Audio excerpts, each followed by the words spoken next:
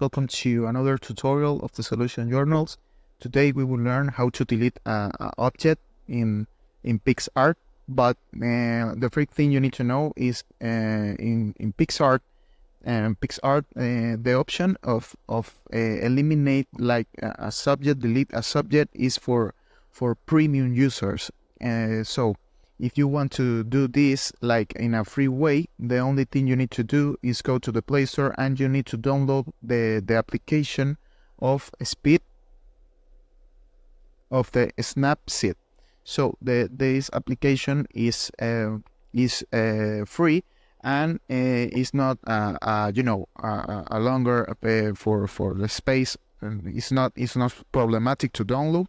So after you download that application, the only thing you need to do is upload the photo you want to delete a object, and you pick in herramientas. This is in English. The option is tools, and you pick in the corrector, la opción de corrector, the option of corrector.